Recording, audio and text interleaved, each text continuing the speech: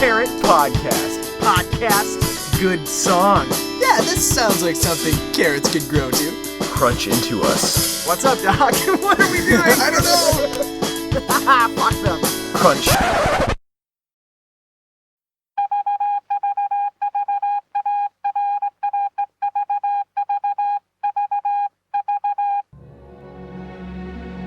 We are surrounded by serialized art, from a film series with 7 sequels to a book series with 20 entries, from a television show where zombies tear people limb from limb to a band or musical artist 3-concept album arc. The possibilities are endless.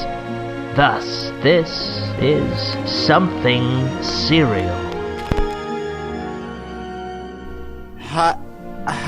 Hello? Oh, hi, Mark.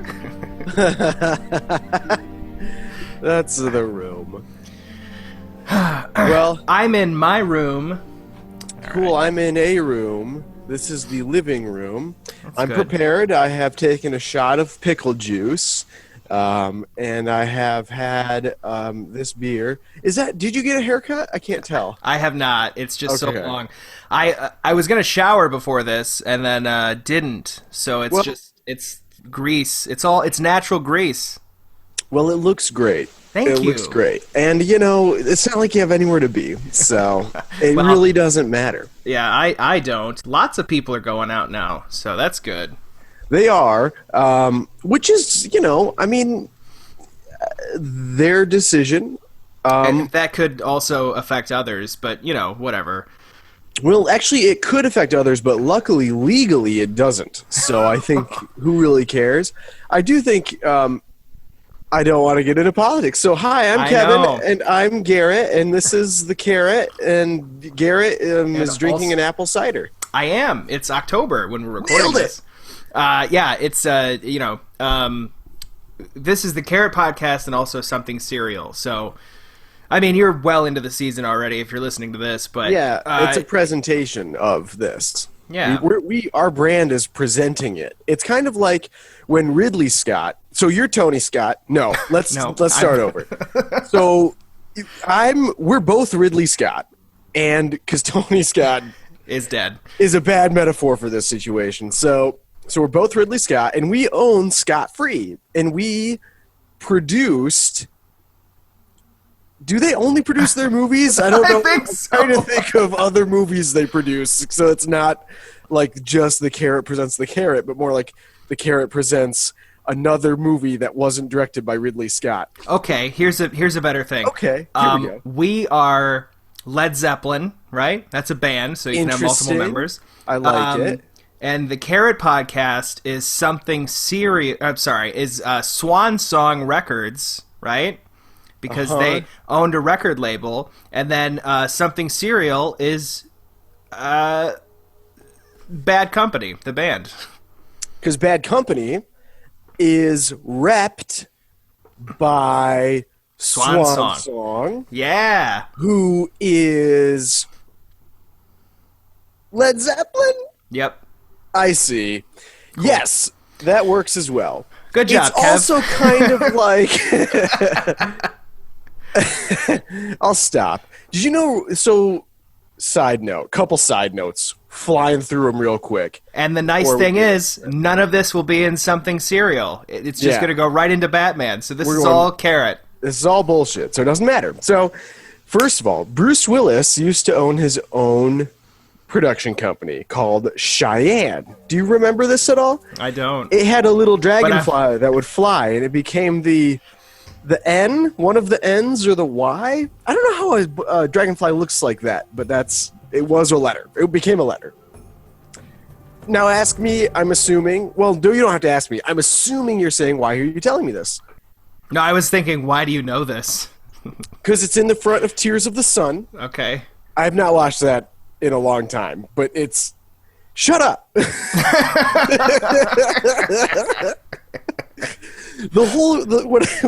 It's just funny because, okay, Cheyenne produces Tears of the Sun, Hostage, the last movies that were theatrically released for Bruce Willis. It's so bad. Except Looper, because that one was good. That's true. There were like a couple at the tail end there. I mean, there's like Sin City and like Moonrise Kingdom and stuff. But okay, my question to you is, why did Bruce Willis wait so long to establish a production company only to willingly fade into obscurity and appear in 15 movies per year that are all crappy Netflix streaming movies? Just because he knew that on the horizon was that awesome remake, Death Wish. You're cocked, locked, and ready to rock. I'll see.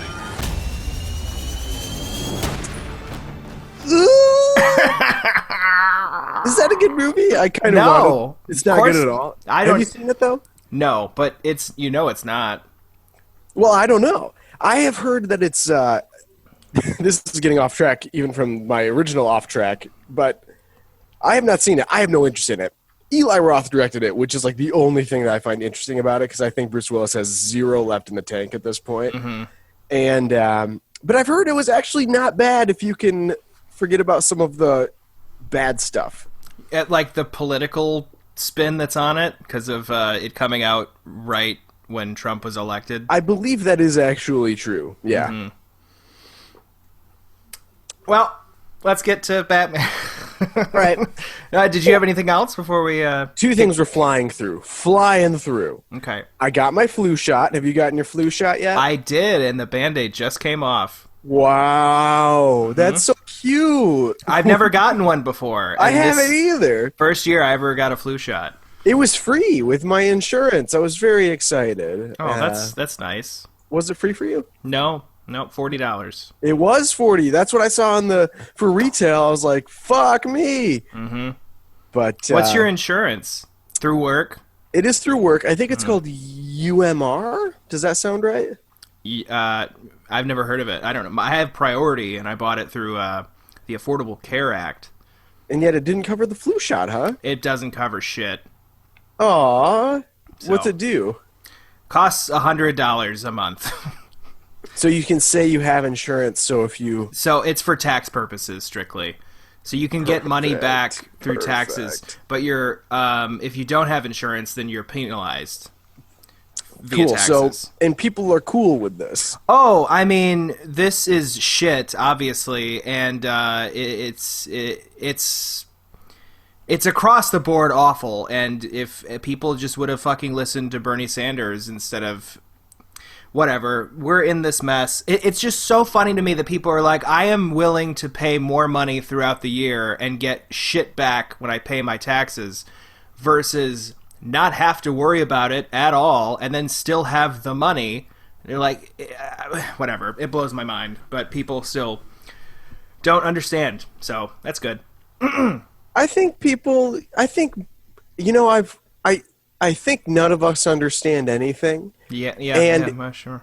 I think we all just live in our own worlds, and I think that alternative facts are actual facts, and it depends on how you interpret those facts. I was wondering where you were going with that. Yeah.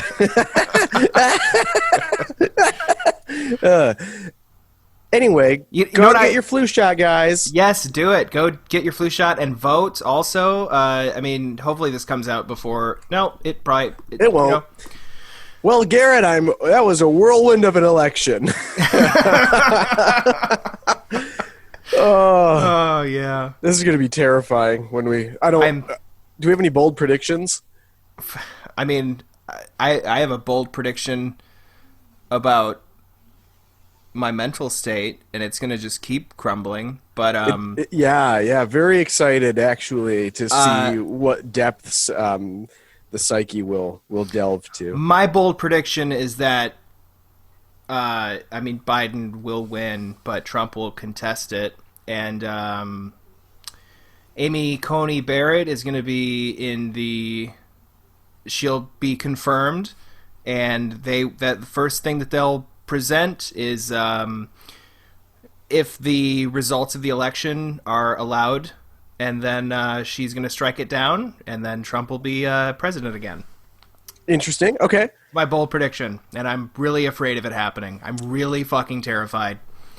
My bold prediction is going to be Biden wins, It will be enough. I'm not going to say a landslide, but I think that it will be sufficient to quell any voter fraud non-stories. Like, it'll just turn him into a non-starter immediately, more or less. Well, that's the thing is, like, with mine, it doesn't have to be a landslide or close enough. It's going to be... It could be fucking 0 votes for Trump and 100% votes for Biden. Oh, that's... You think even regardless of that? He's not leaving office. See, I think he'll probably contest. I mean, I think he will, but I think it depends on how many votes Biden gets for it to be taken seriously, even by his base, or even by the Supreme Court. And I do think, in my bold prediction, Barrett will obviously be nominated. She is great for the position, to be fair.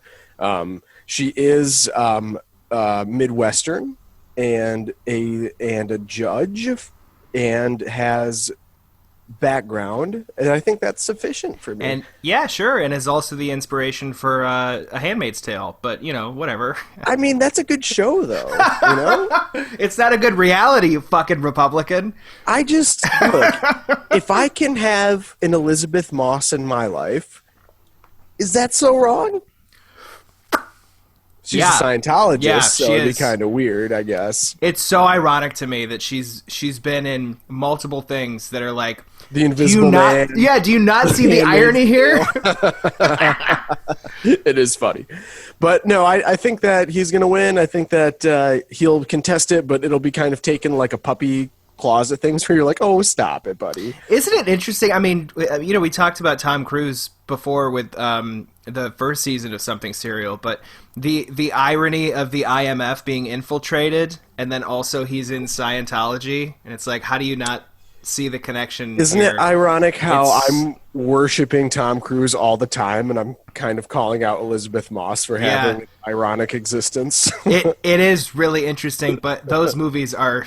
amazing. Those movies are so good that I'm like, whatever. Good. He broke his ankle for it. Whatever. Like she's not doing her own stunts. Yeah, she's and whatever. That's fine. So, yep. And then and that's that. And yeah, terrific. Welcome Congrats, back everybody. To the Kerrit. Welcome back to Something Cheerios, where we discuss cereal. Something Cheerios. That actually could be another show under the umbrella of the Kerrit. Let's do it. We'll talk about breakfast foods. First up, Reese's Puffs. Love them. Candy or cereal? Cereal. Is it? Yeah. Does. Oreos. Candy or cereal? I mean, at what point, just because it's in a box, and that box is in the cereal aisle, is it cereal? Look at the sugar content. Look at the nutritional facts compared to a traditional box of Oreos or Reese's Pieces, or as some people like to say, Reese's Pieces. Oh, I hate those people. That's so weird. I think that's rude to alienate half of our audience, because apparently it's half of the people that say it the wrong way. No, Elizabeth Moss says Reese's Pieces, and Tom Cruise says Reese's Pieces. That's the deciding factor for me in deciding who's cool in my book and who's kind of weird. Mm-hmm. That'd be so douchey. Although it would be kind of okay at the same time, because I can't stand it. I feel like no matter how many times I've explained that to people close to me, they're like, oh, you. And they treat me like Trump is going to be treated when he loses, hopefully, like a puppy, where they're like, oh, stop scratching the furniture, you dummy. And I'm like, no, but really, it's Reese's. It's a name with an apostrophe. Oh, stop it. It's like, no, you're not. You're not listening. It's fine. And that's how I felt this entire quarantine. Just a lot of gaslighting. That's called gaslighting, Kevin. And I saw this great tweet where it was like, I can't remember who said it or what it was specifically, but it was like, every time you tell someone that they're gaslighting you, and then that person says, no, actually gaslighting means this, they're also gaslighting you. Yeah. It's a double gaslight, man. Yeah. Anyway, any Jew. Yes, indeed. Yes. So, and then That's it. Oh, last thing. Last week I commented on this, so I feel I need to bring an update. My tooth was gone last week. What? That happened last week, right? I don't know. You didn't tell me this at all. You didn't tell me this. I just have to say, something's wrong in America where even with insurance, in the course of a calendar year, it costs over $1,000 out of pocket for one tooth in your mouth. That's crazy, right? Isn't it? Yeah, we talked about this with Bernie's plan, but yep. I mean, it's so fucked up that people like you're fortunate enough to be able to afford that. There are people who can't, just simply cannot, and they throw it onto a credit card, and then like it just eats at them for years and years. There's a story, I can't remember what podcast it was on, but a woman was a black woman. She was talking about how she moved into this, apartment complex, and her son was murdered outside. Jesus. Just outside of her building. And he was murdered for like just a fucking boy likes girl, girl likes boy, other boy wants to kill this boy. Yeah. And just bullshit, drive-by shit. And then she was evicted. All of her children were evicted out of here because, quote-unquote, no illegal activities are permitted on the grounds of the apartment, and you signed this on the lease. And she's like, yeah, but my son was murdered. And it's like, well, that's still illegal. And it's like... It's not a crime to be murdered. The murder is the crime. The murderer is the crime. But you yourself, you're dead. Yeah. It's not your choice to have your life taken away from you. See, now, Kevin, you understand truth and justice, and my fear is that Republicans, and I'm trying not to get political, but man, I can't unhear and know the fact that people would still defend the fucking idea of the landlord because people have also made up lies about Breonna Taylor. So I can't unhear it. Anyway, she gets evicted. All her kids get evicted. She loses her job because she doesn't have a home. And then she has to live in a homeless shelter, and she can't pay any of this shit because not everyone, but fucking 99% of people are living paycheck to paycheck in this country. Mm-hmm. And one wrong thing, one bad thing can put your entire life into turmoil.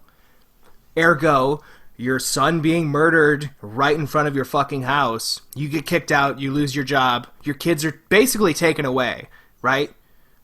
Like, some move in with the fucking grandparents, and then another one has to live, like, because they're old enough, they also have to live in the homeless shelter. It's a shit situation, and it can happen to anyone.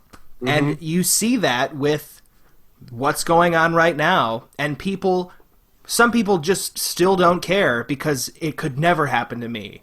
And it's like, that's interesting because you're defending people who only care about rich people, and you'll never be rich. So I don't know how you side more with them. But they could be. Like, I don't know how that's more realistic than you having this shit situation happen to you. But, whatever. To be fair, I think that landlord probably pronounces it Reese's Pieces. But and they definitely hit the R when they say the N-word. Piece of shit. Just saying. Gonna top it off this conversation real quick. It's true that like a single like tooth situation like mine would put people into debt. Like I am fortunate to have built up my savings to an extent that I can like be pretty okay. But at the same time, so obviously 100% sucks for them. I'm just saying also, and not even trying to discount what they would go through in that situation. But I mean, in general, even from my perspective, it's like, dude, like, that's so much money still. Like, if I'm trying to save a certain amount, because that's what I'm supposed to do to, like, I don't know about retire on, but just to have, like, that safety net or to have something to work with. Yep. And all of a sudden, like, months of savings are just gone, just like that. It's like, that's, I guess, fine, but I mean... It's not fine. It's not. Like, I wanted that. I wanted to save that. Like, that's why. Just Kevin, just think, you would probably be paying, what, $4 extra every paycheck, and then that procedure would have been free.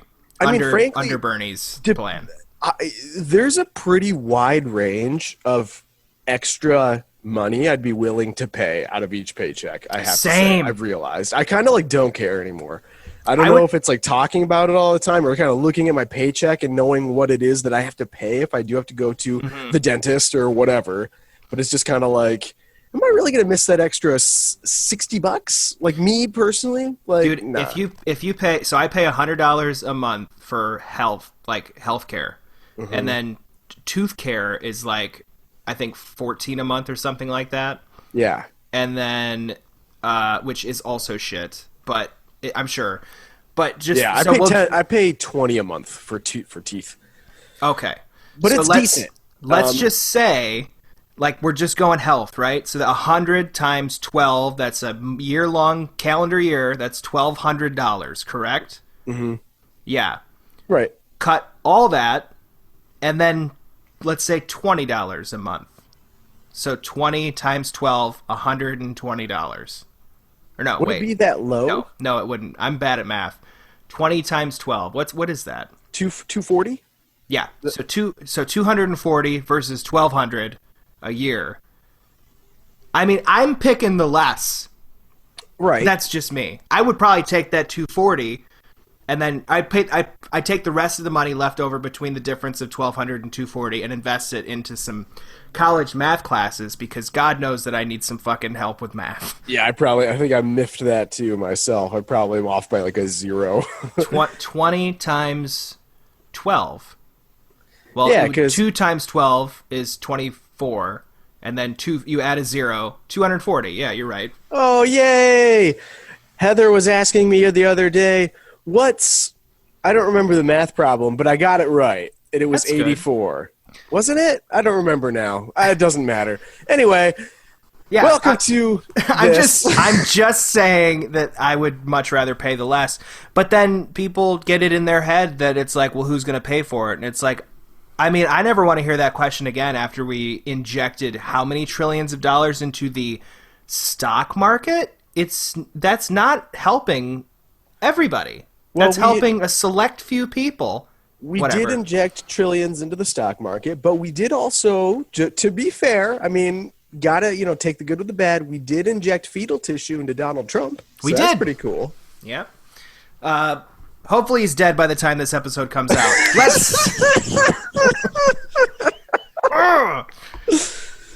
Anyway. So welcome to the Kerrit Podcast presents Something Serial. Welcome to Something Serial if you're listening to it on Strictly That feed. Yep. If you are listening to it on the Something Serial feed, you didn't hear any of the things that we just said. Yep. And remember to subscribe to our newest podcast after this called Something Serial spelled with a C. Yep. It doesn't have spelled with a C in the title. It's just Something Serial. But it could. It could. We might have a subtitle, a parenthesized subtitle, and then we'll be talking about cereal foods. Something Curial. Oh boy, how are we spelling that one? C-U-M space T-H-I-N-G. What that would imply. We would eat cereal while watching porn. Dude, do you remember that movie Porn and Chicken? It was a Comedy Central original from 20 years ago. Never saw it. I never did either, but I always thought it was funny because in the trailer, it's a bunch of college dudes getting a bucket of fried chicken and sitting around watching porn. And I don't know if that sounds fun. It sounds awful. It does, right? Yeah. I don't really like fried chicken. I don't either. Isn't that weird? And group porn session sounds kind of weird to me. It is. So I feel like I would just be really uncomfortable the whole time. Yeah, I'd be uncomfortable trying to take my dick out of my waistband. Are they doing those types of activities during the movie? I guess we should play the trailer here. Can we play trailer audio? Porn and Chicken, is that what it's called? It's called literally porn in N, what's they, how people do the N? Yeah, I day and Guns N' Roses. Yes. Here, we'll find the trailer, maybe, and we'll put it in here. Well, if that was the trailer, that is an odd-sounding movie. And if it was not the trailer, that is too bad that we were unable to find that audio. And if you're listening on either platform, you didn't see anything, you just heard it. And if you're watching, then you saw it. I think we've covered our bases. Yes, we have. Perfect. Home run, grand slam. So, Batman Returns is the greatest Batman movie. Hands down. It's easily the greatest actual Batman movie. Yes. The Dark Knight is the best movie. And this argument is made a lot. This is nothing crazy, but it's the truth. And it kind of sucks because we're not breaking any new ground here. But it's easy to see when you see it yourself, I guess is the best way to put it. So you're saying that The Dark Knight is the greatest movie. This is the greatest Batman movie? That's exactly right. Now, are you saying Batman movie in the original 4 anthology? Or are you saying like overall, like Batman? I would say. So you're saying Batman Returns is the best movie of of every Batman movie made? Well, it's not that high of a bar, to be fair. It's not. And so, yeah, in terms of that world that Batman is in, and of course there are many ways to interpret it, and that's part of the awesomeness of this franchise, is that there are a bunch of different takes on Batman. But Batman Returns nails just kind of like a sort of comic book cartoon, but still adult, horrific, gothic, weird, dreamlike, just fever dream. It just nails everything, I think. I think it nails... I still think that The Dark Knight is like... I don't know. I mean, I'll say this. I don't think you could have The Dark Knight without these other Batman movies. So certainly not. You have to pay homage, obviously. But at the same time, I think that The Dark Knight is a better movie. And I think if you're looking at all of them, I'd say The Dark Knight is the best. Oh, I would agree.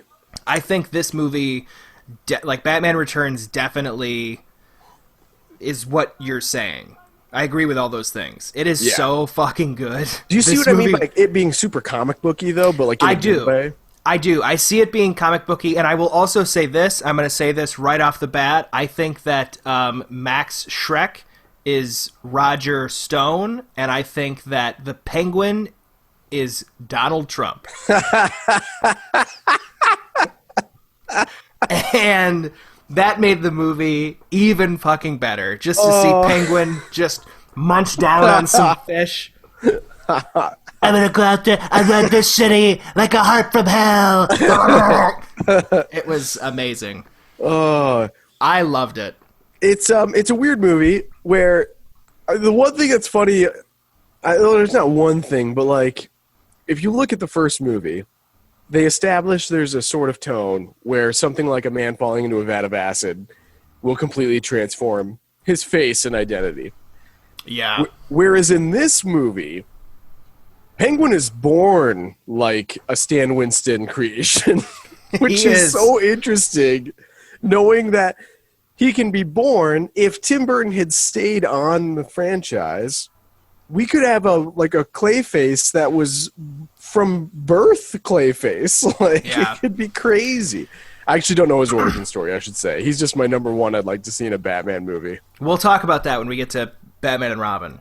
For sure. Which will be in about 40 more episodes. Probably 40 to 70. It depends. It might take about 4 years, honestly. But in 4 years, we'll probably have the next Batman with Robert Pattinson. Hopefully. Did you see what I did there?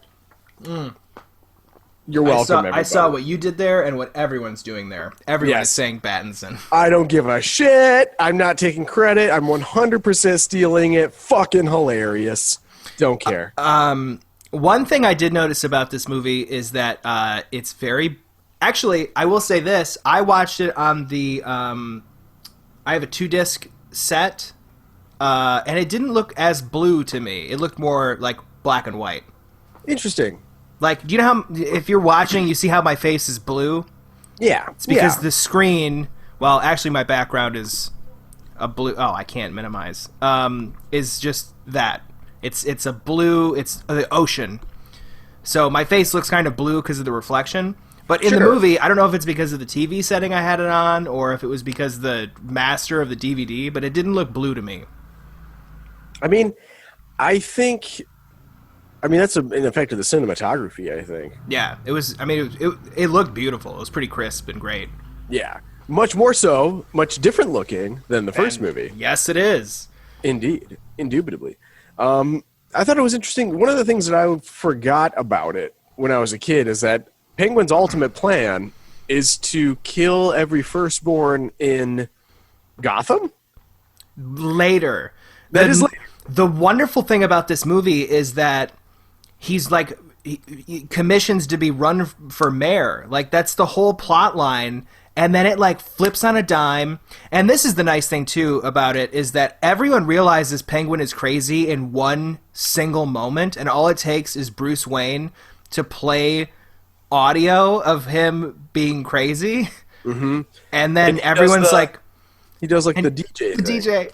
And it's nice because like the whole city is just like, oh, he's fucking evil. And immediately everyone snaps out of the spell that they were under of the Penguin. I wish that would have happened with Donald Trump. But it didn't work that easy. It's not reality, I guess. You know? Do you watch The Boys on Amazon Prime? I don't, but I know that I should. You need to. Do you have Amazon Prime? I have Ortega's account. So, no, I do not. So, no. Well, you should use my account and watch all of it because it's amazing. Okay. And there's a plot point that I would love to discuss with you, but it's basically I can use your point here, and that is that at one point in the show, much like in the movie, there's like the moment where everyone realizes Penguin is just nuts, and everyone turns on a dime. But in real life, people would be like, "Penguin didn't mean it." Like, yeah. What it's he meant, not so bad. It's the Billy Bush thing, where it's like the Access Hollywood tape. Right. It's the same exactly. thing. That's what Trump was caught doing, and everyone's like, I don't like how he is, but I'll still vote for him. Exactly. You're like, you're voting for the Penguin right now, you fucking idiot? He's gonna kill your firstborn. Exactly. So that's one of those weird things that actually has not aged well. No. Because we now understand more about like human psychology, just like a little bit more, and just enough to know that if that had been released, it'd be perfect for this era because you could have a Batman, like the divisive Batman from The Dark Knight, who takes on, like the symbol of the one who, killed everyone and was covering for Two-Face. Well, I mean, even that scene in The Dark Knight where they're on two different boats and they have to decide between who blows up what boat, that didn't age well. I mean, it's fucking, like, for a fact... The city just showed you. Yeah. No, they would have fucking killed each other. Well, I can't wait to do the remake. Dude, it sucks. It sucks because you're right. It's a fairy tale. It is a fairy tale, and you want it to be real, but it's not. It's not. There's no way that those prisoners wouldn't blow up the other boat, and there's no way that the good Samaritan civilians wouldn't blow up the prisoner boat. I mean, it is wishful thinking, but it's fucking not possible. Just imagine, there's I don't know, let's say on that boat, like a third of them were Trump supporters, and they just start beating the shit out of everyone else to get to the thing to blow up the prisoners before the prisoners get a chance to. They wouldn't have put it to a vote. If they would have put it to a vote, Judge Amy Coney Barrett would have chopped in there and been... Well, you don't have to think about this. I actually don't have any opinions, even though I'm a human. So that's what I say. I can't make decisions on hypothetical questions. That's interesting, you stupid cunt. And then a guy stands up in a Confederate flag cut-off T-shirt and he yells, "Fuck this! Give me the fucking thing!" Yeah. He probably... Well, I mean, to be fair, the deleted scene is him not being able to figure out how the fuck it works. What the fuck is this? Just like banging it on the wall. Henry, stop punching the wall. I thought it was drywall. We're on a ship. There's no drywall to be seen. Yeah. Oh, man. Yeah, so basically nothing has aged well. Much of movie franchises are about like saving the world and coming together. It is weird though. Side note, Spider-Man 2002 has a bunch of New Yorkers getting together in the finale and throwing like rocks at Green Goblin. That's the first one. That is 2002. You said Spider-Man 2, didn't you? I said Spider-Man 2002. That's why it threw me off. Yep, Indeed, you're right. Which is fine. But in that movie, all those New Yorkers gather together to try to disrupt Green Goblin from beating up Spider-Man. Mm-hmm. And it's because at that time, there was an infusion of pro-America support because of 9/11. And it made you feel good to see it. And it kind of I feel like, and I don't have any evidence at the moment to like back this up with like individual anecdotes, but I believe that was the general sentiment at the time, is that people were kind of feeling more united aside from, Middle Eastern people. Yeah, country, I was waiting to say that because you say it's this united thing of America, but it's at the expense of anyone that's brown. Like Mexicans are just like, I'm not fucking Middle Eastern. Yeah. I remember that too, because it was this whole thing where it was just like, the enemy is anyone in a turban. Like that was the whole thing. And it's just like, I mean, are we going to go after the KKK at some point? Like, why are they still allowed to be awful? But yeah, I guess I don't see what the big deal is with the KKK. Oh. You know, I'm just. Now I know why Kevin doesn't want to get political. He's trying. What Kevin has to do now to balance out my seesaw of hate is like go so far the other way, where he's like, I don't see the problem with Auschwitz. There are good people on both sides. I just don't get what you mean. I don't see the problem with people burning in ovens. I mean, they needed jobs. To be fair, I think that South Park got it right. When KKK guys are burning the giant T's, they're not making a religious statement. They're just saying, like, time to move on. Like, that's all. That's so funny. Anyway, but I will say, though, too, around that time, my memory is that after 9/11, like, every house had an American flag out front. Yeah. So, in a weird way, even though like Middle Easterners were stigmatized, even though they probably had separate religious beliefs even. I mean, like, literally weren't even, like, that religion. You're like, I'm Christian, bro. Yeah, like, I'm sick. Like, come on. It was strictly, like, color of your skin. Right. But it's still funny because, like, politically at the time, we were all together. Like, like nowadays, it's right down the line, Democrats, Republicans. Back then, everyone was like having an American flag out in their front yard, and it was just everyone was together in that way. Well, that's the thing. I mean, I'll say this about Trump because I love shitting on him, but all he had to do was be a leader and be a president when this coronavirus thing started. All he had to do was, act accordingly. Like, you can't call yourself a wartime president and then, like, hide in a bunker. Like, that's exactly what he did because he's afraid of being a fucking man and taking the bull by the horns and doing something. Because all he had to do was say, you got to be safe, you got to wear a mask, you got to do this for, your neighbor. And there could have been, like, a coalesced love in this country. There could have been that same kind of unity.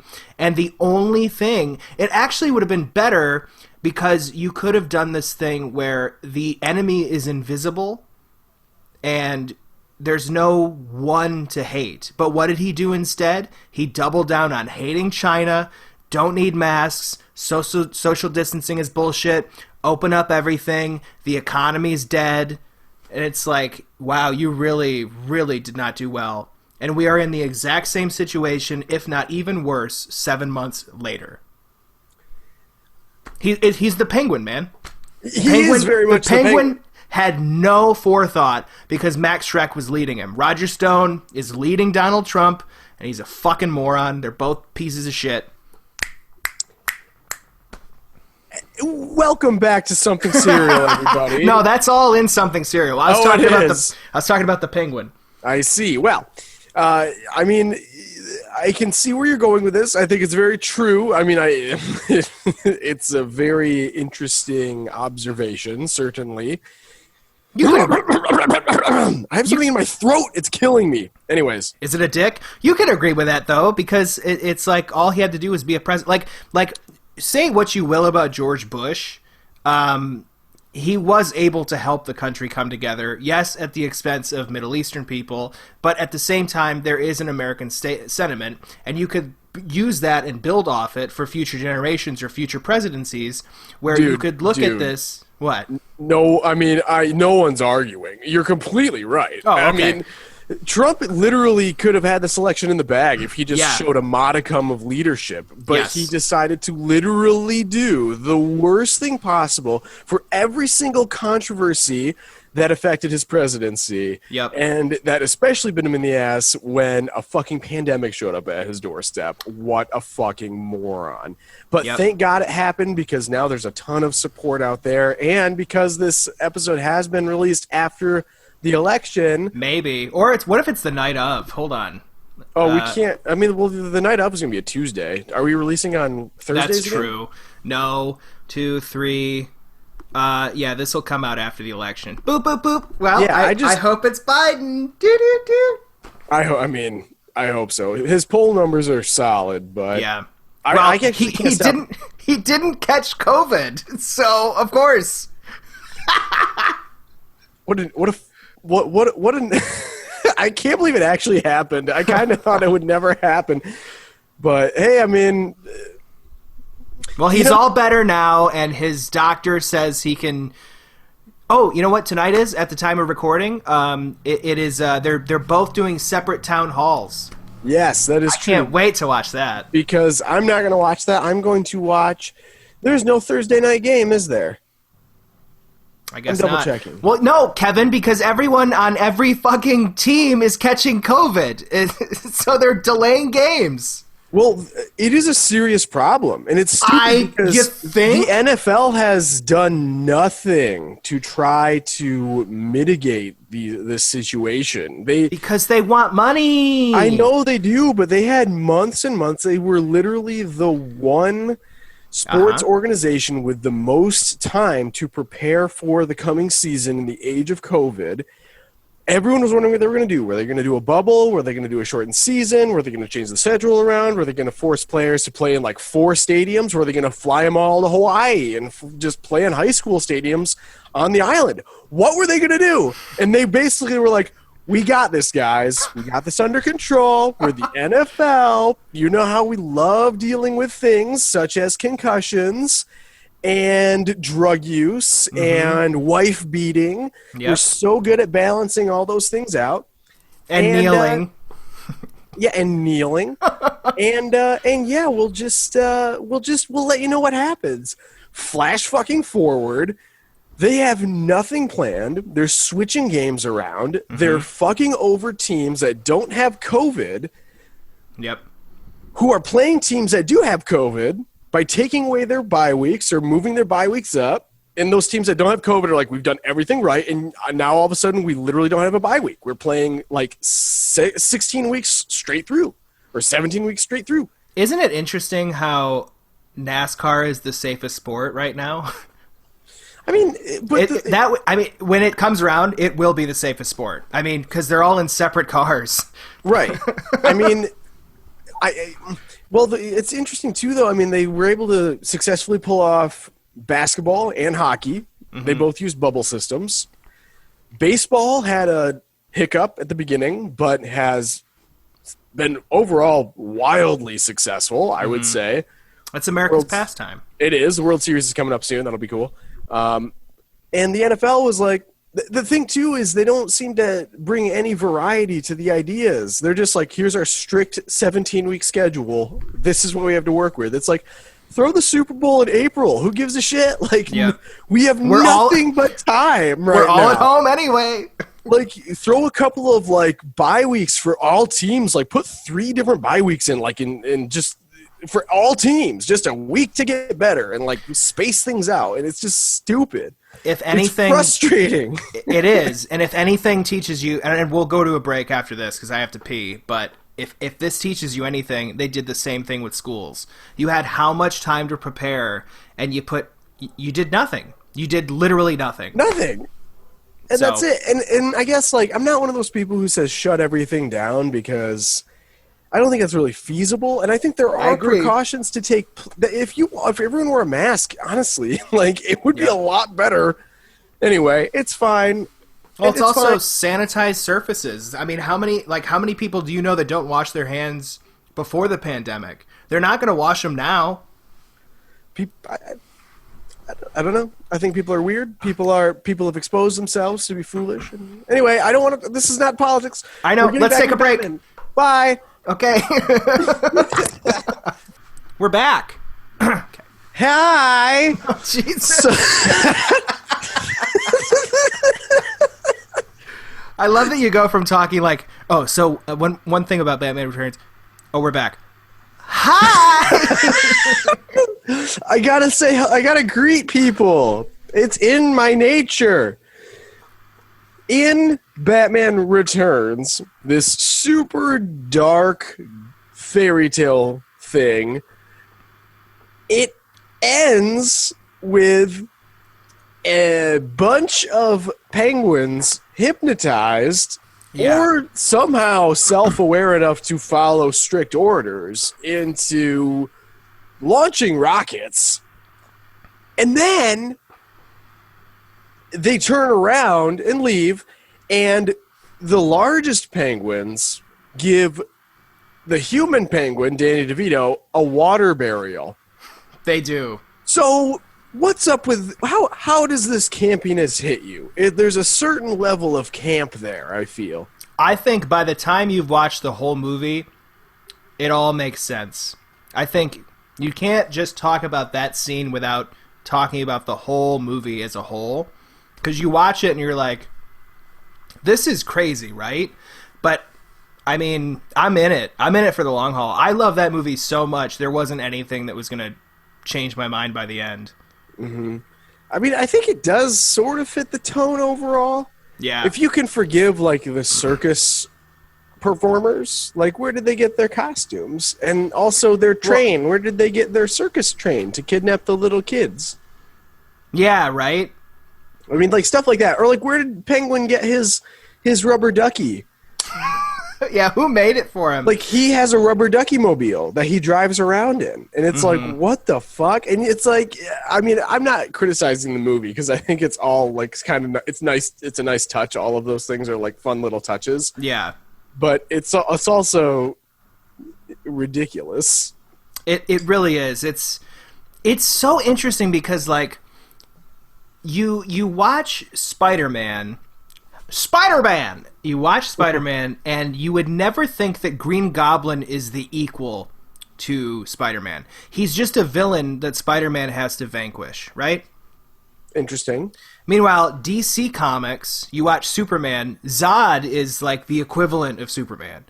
Joker is the equivalent of Batman. Penguin is the equivalent of Batman and Bruce Wayne in that Bruce Wayne is this billionaire, his family is taken from him. Cobblepot is, his family is, you know, millionaires or whatever, and they get rid of him.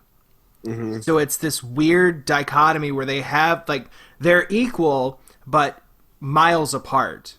So it doesn't matter where all of Bruce's money comes from. You just assume he has the means to get it. It's the same thing for Penguin. It's like he's, you know, lived in the sewer. He's, you know, convinced people via it's like Charles Manson shit too, where it's like you accumulate all these people that follow you and you get all these, you know, these things and these valuables. So where the rubber ducky comes from, he made it like Batman made the Batmobile.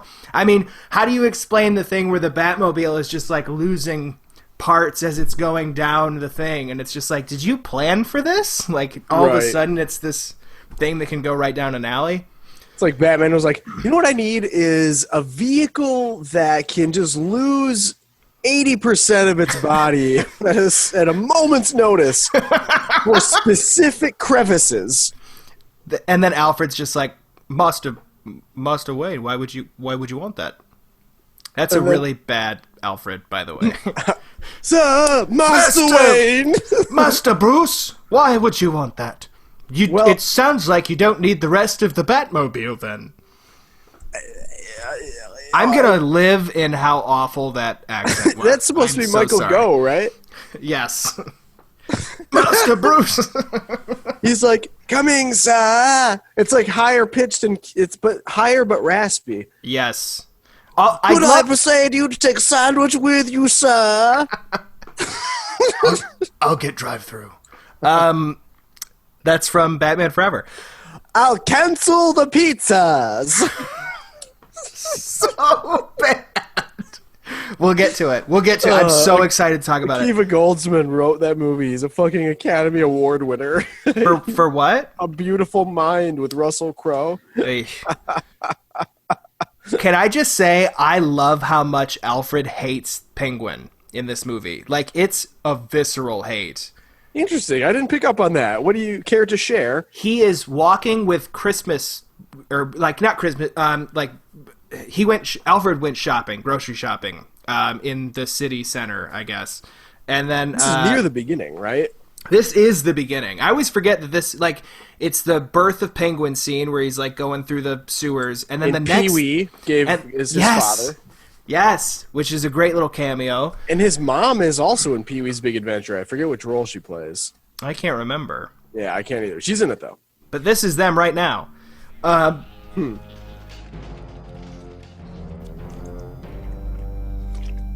How's that water? It's 24 ounces. And you know what's crazy? I didn't know this. I can drink 24 ounces of water at once.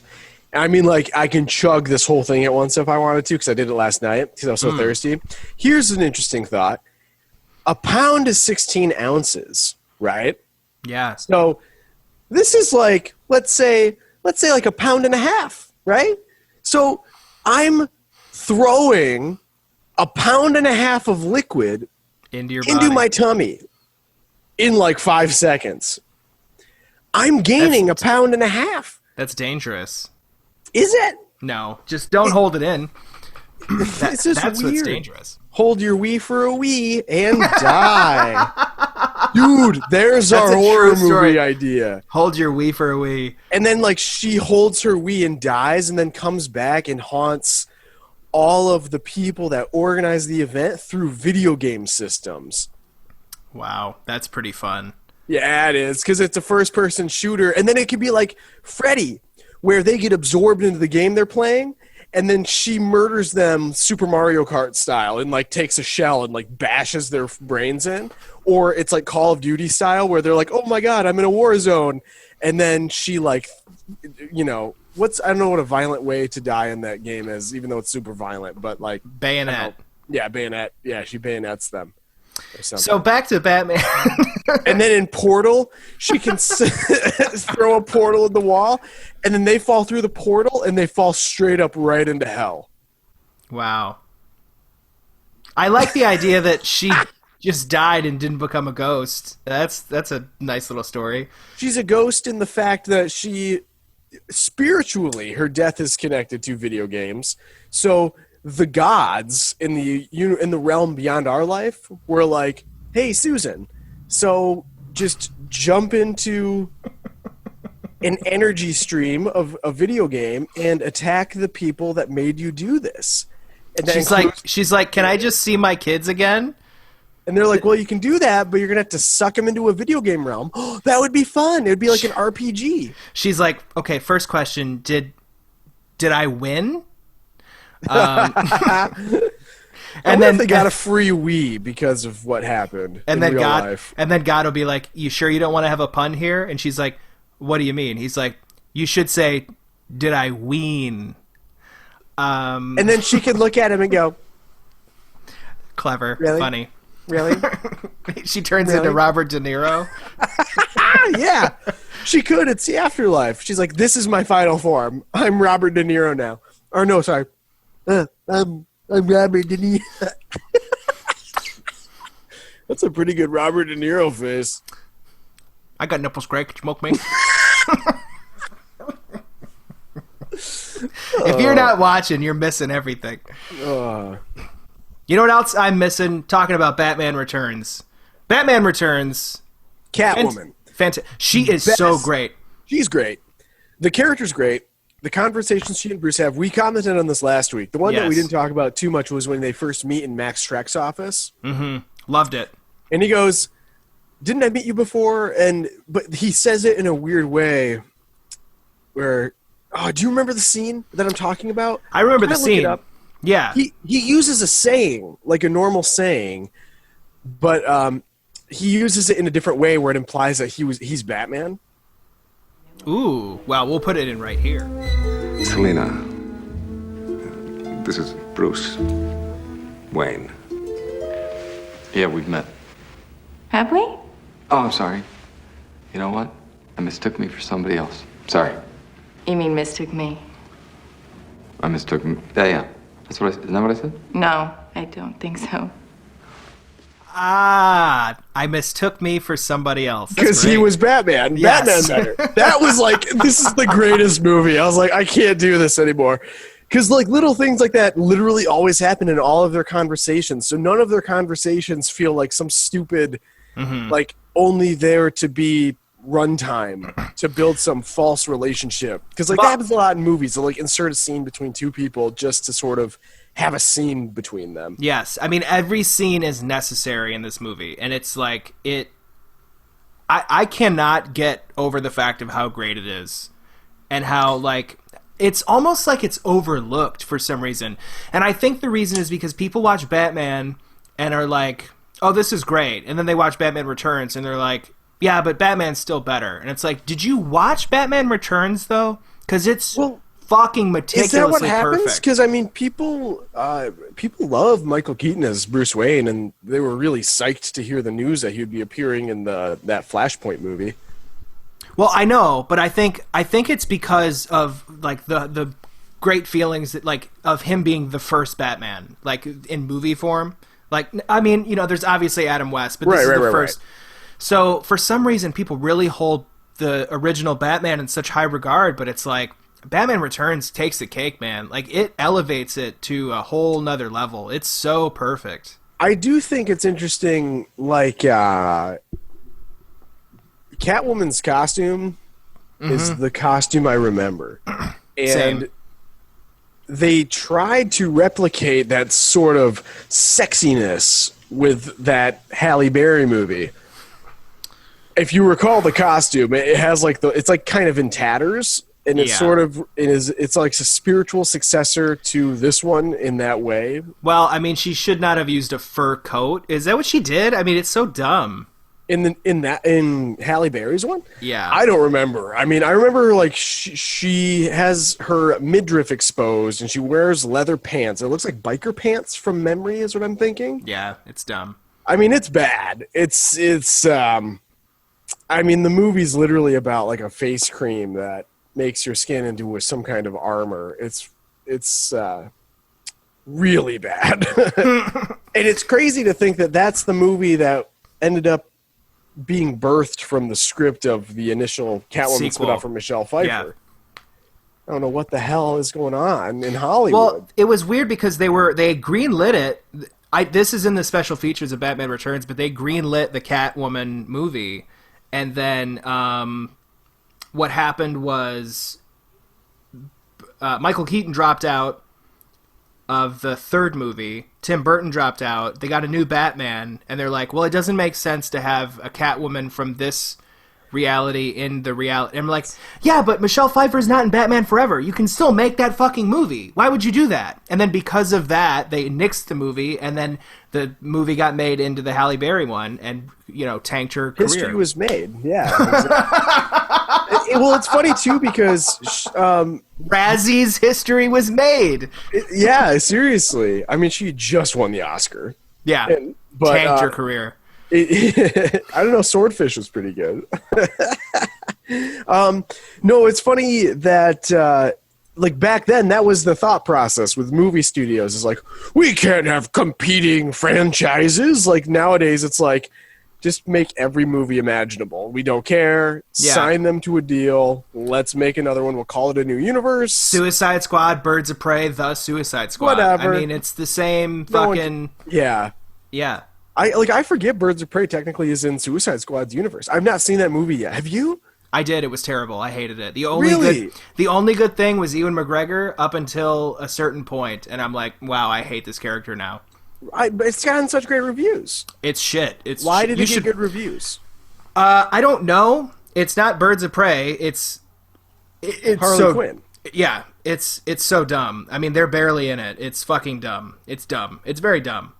And It's not shot well. I mean, there's fight scenes in it, and you're like, who is shooting this? This is shit. It's bad. Interesting. I do want to see it still. I really do. You should. It's better than Suicide Squad by default. Well, Suicide Squad doesn't exist in my memory. I mean, like, it is, by default, the worst thing I've ever seen in my life. Let's get back to Batman Returns, because I have to go. I have to get food. I have to go pick up some food. Where are you getting food from? Butcher's Union. Ooh, I like that. Is it good? I've never actually been there. I want to. They're down there on Monroe. Bridge. But it is really good. It's on Bridge? Bridge Street. What'd you get? A burger. I got a barbecue pulled pork burger or something. Oh my God! There's a food truck 2 blocks from me, and I keep getting their burritos, and my plan is to try each meat. So I did chicken, and then cochinita pibil, which is pork, and then asada, which is a cow, and there's like 4 other meats I have to try because they prepare their pork in different ways. So there's like 2 more porks still, and there's a beef barbacoa, which I don't normally like, but they're so good at everything else that they do. I just feel like I have to try it. You know? That sounds great. I can't wait to try my food when I pick it up. So, did you order it already? Yes, we have to go pick it up. Wow, that means you have to leave soon, huh? I do. Wow, okay. So to get your food. Yeah, Alfred hates Penguin. At the Butcher's Union. I mentioned this earlier, but so he's going shopping, and then he's listening to like some tabloid or whatever on TV. Something's going off about the penguin in the sewers, or no, it's like the newspaper boy was trying to hand it to him, and then he's like, that's phony. Who cares? Blah blah blah. And then later, Bruce Wayne is watching the thing about like Oswald Cobblepot's trying to find his parents or something. There's a chance to find my mom and dad. A chance to find out who they are. And thusly, who I am. And then, with my parents, try to understand why they did what I guess they felt they had to do. And then Alfred says something disparaging about like, why do you care about what he has to say? And are you Wrong! In a sewer. Mr. Wayne, something wrong? No. His parents. Again, this scene direct from Gotham Plaza, where we have just witnessed the emergence I hope he finds of them. the Penguin Man of the Sewers. Here he is standing alongside Gotham's leading citizen, Max Schreck. he's shitting on Penguin a ton of times in this movie, and I love it. I think it's so funny to see him be like petty. Why do you think he's shitting on the Penguin so much? Because he's gross. He is us reflecting on Trump. Like, it's like, why is this guy grabbing your attention? He is utter dog shit garbage, and Alfred can see right through it. Interesting. This is the point of like, I think this is the point that drives it home. The moment that they're playing that audio that destroys his political career, the smile on Alfred's face is so big and so bright. He's like really ready to do it. He's digging it. Oh, it's so great. But yeah, I mean, I love how much Alfred hates Penguin. There's that. There's also a reference to Vicky Vale in this movie. Yeah, I was going to mention that actually. Yeah, I thought that was really cool. But it's interesting. He chastises Alfred. Batman chastises Alfred basically by saying, like, I wasn't the one who let Vicky Vale into the cave. I was like, damn. Well, also, Alfred is always trying to like play matchmaker. Like, you need to get some pussy, Bruce, and you need to keep it around. And then Bruce hears pussy, and he's like, oh, so Catwoman, cat, pussy, perfect. I really have to say the chemistry between them and the story that they were building was so good, and it's so disappointing they never got a third movie because I think it would have been there's just so much there to explore, and it's hard to replicate that kind of stuff like in other movies. Like you're always like watch the original and be like, damn, I kind of want to know how that turned out. I agree. I mean, we'll get to see how the third one turned out when we watch Batman Forever next week. Hint, it's amazingly. I'm excited. I'm excited to see how much I disagree with you. But just be excited for Jim Carrey at the height of his career happening upon a comic book movie instead of another Ace Ventura movie. It's so weird to see him in that movie. It's weird in a good way. I don't mean it's weird. Like it's just weird to me. Like I always think when I think Jim Carrey, I think like Ace Ventura, Liar Liar, Dumb and Dumber, The Mask, but Batman Forever is still a huge part of his filmography. It was created literally at the height of his fame. He was a central figure in the production of that movie, in the marketing of that movie, and in the movie itself. And he owns that movie. He does. It's just so weird for a guy like him to take time out of his normal comedy career to make Batman Forever. I'm excited to see it. I'll watch it. Oh, this is... I love your enthusiasm. I don't know. So one more thing about Batman Returns, and we'll put some Tim Burton audio in here, or video if you're watching, but he was talking about basically how this wasn't intended to be a sequel, just another movie in this universe, which I thought was interesting. On the second one, there was always the desire to kind of do something else, but still keeping the spirit of Batman. I mean, we wouldn't want to change it to where all of a sudden it was a completely different thing. But, you're working with other writers, designers, actors, artists. You're not, myself included, don't want to just do the same thing. So everything was slightly redesigned or completely redesigned or rethought, but it's always trying to keep within some idea of the Batman that we first made. So that's there. I can see that. And I thought that was interesting.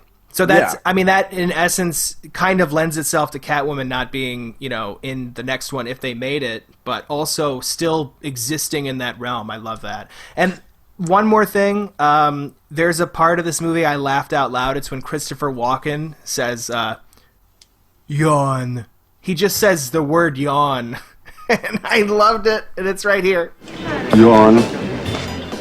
That is pretty funny. I do like Christopher Walken. Yeah. I do want to say Christopher Walken's son was pretty damn funny too. Go, Dad, save yourself. He's so New York for no reason. He's such an idiot. He's so imbecilic. No, Dad, go save yourself. Man. And then he does. He leaves. He literally does, yeah.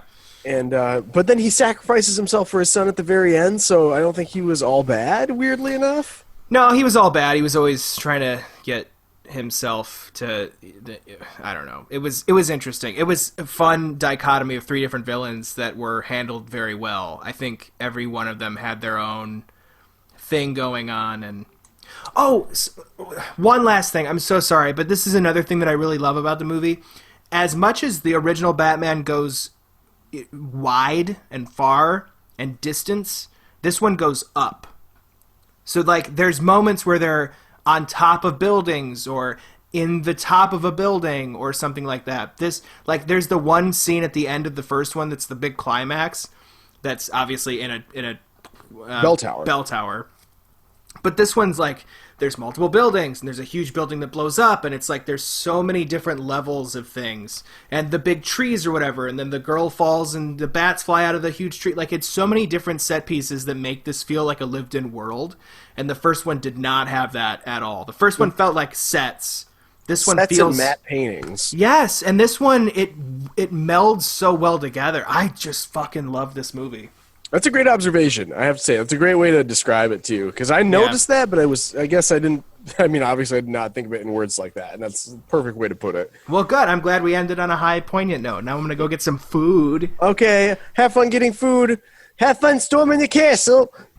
That's a Princess Bride. I don't know why. That has nothing to do with Batman. So that's all right. I appreciated it. Yeah, Carrie always looks like Bruce Wayne. He just was never him. He played Robin Hood. He looks like Lawrence Gordon. Yeah, I don't know who that is. Jigsaw. Oh, Dr. Gordon. Oh, because he is Dr. Gordon. I want to play a game. Right, and then he's like, I don't have a leg, and I'm the villain in Saw 7 now. Arr, God. And he's a pirate now.